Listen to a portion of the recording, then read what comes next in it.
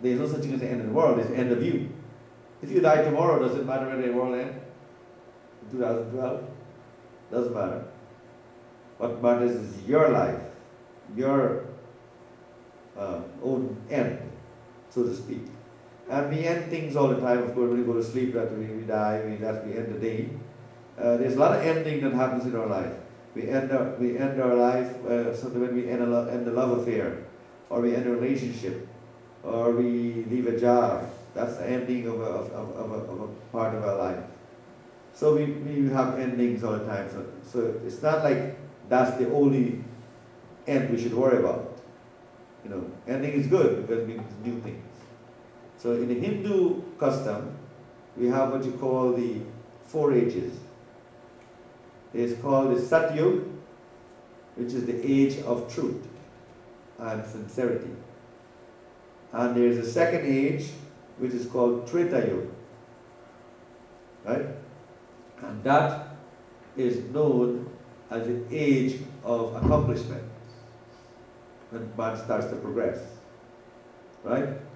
And then there's what you call the Dwapar Yuga, or the age, which we call the Silver Age, the Copper Age, also is known as the age when man starts to go downward, and all the prophets come, like Christ, Krishna. They all come to try to rescue the world in the 3rd age, which is called the Dwapar Yuga. Buddha, all of these people came during what you call the Dwapar Yuga, or the age when man is going to go downward. So they come to rescue man, but man doesn't listen. So man goes into the 4th age, the age of the Iron Age, which is what we are in now. And this Iron Age is the age where man has reached fully downward in his attitude, in his habits, yes. And in this, the greatest thing about these ages is that in the age of truth, it takes you 10 years to accomplish the knowledge that you will accomplish now in 5 minutes or 10 minutes. You can go to the internet, you can call a Swami, you can call a priest.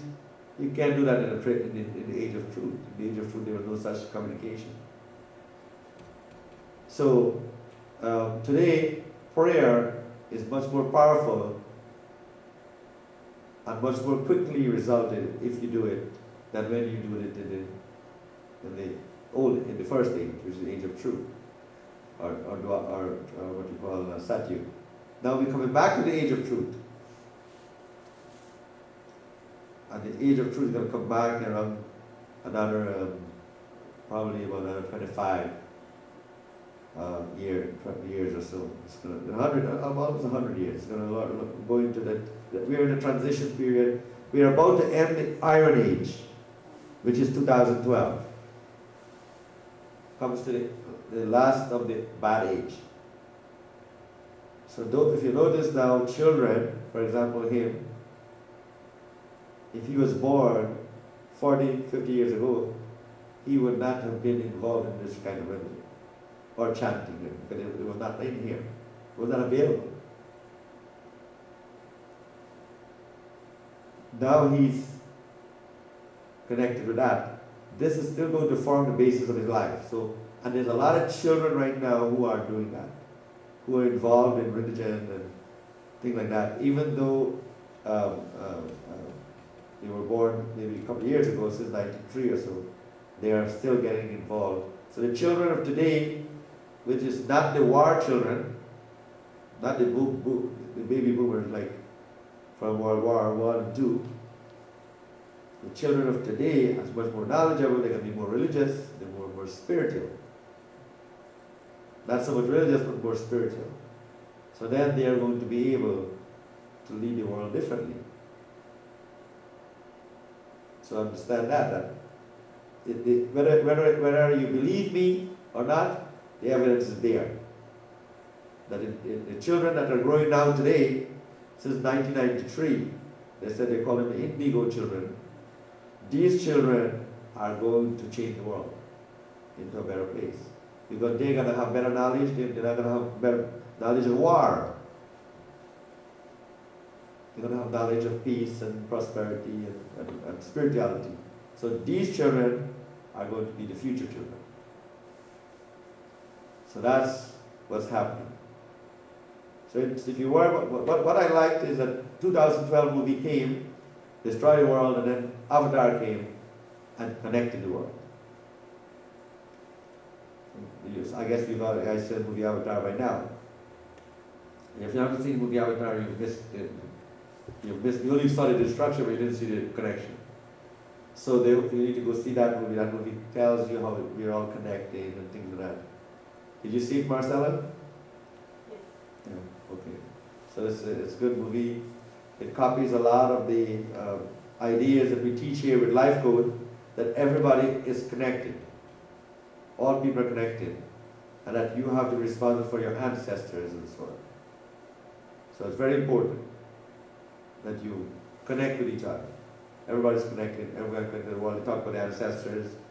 And notice it said at one point when the girl was telling the guy in the forest, she said, "No one, you don't own anything. Nothing is owned by you. Everything is owned by the universe. Everything is owned by the gods or the universe." So, again, move towards that and you're all right. You have very good knowledge. You have Life Code. Life Code is supposed to raise your consciousness so that you understand. Those who are running 9 are supposed to understand they're running 9. So when they're running 6, I'm supposed to understand they're running 6. And those who are running 1 are supposed to understand they're running 1 and so on. So all that, if you understand that, then it helps you a lot. I'm sure most of you are experiencing it and so on. So that's 2012. Now what's important, we're going to talk about the relationship with the children. If you look at, for example, in the Haiti earthquake, the child survived and the parent died. Not only that, usually when you get earthquakes, only like half of the island, or a little couple of houses, maybe but 100 houses will destroy. Here the whole thing was destroyed in that city. So now, notice the child lives for 5 days. They rescue a child for 5 days, and the parent died. Right? What are the chances of that happening? You know? Obviously, the parents had to come to an end, and the child had to begin a new life. I noticed some of the children being adopted also. Did you notice that? Some Americans are going and bringing children here. So do you think that it was meant for the child to reach to a prosperous country and never see suffering? It's amazing. You know? When we create our debt is incurred because of the sins we do, which is we sacrifice animals, we sacrifice people, we sacrifice all kinds of things to the land, to the ground. We create our own debt by what we eat, what we do. So all this is very important. So it's very important that we avoid these things. Now, there's a lot more destruction. I think Cuba have to watch out too, because we don't have that much killing as people like it was done in Haiti. Cuba, then you have also the last tsunami. You know when the last tsunami happened? It was in Indonesia. And the guy, what he did was he killed a cow, and he put a Hindu cow, and he put the blood all over the land. He was a Muslim. And then the tsunami came again. Every day they tried to destroy places of God and sacred land and so on. So again, land. We must value our land.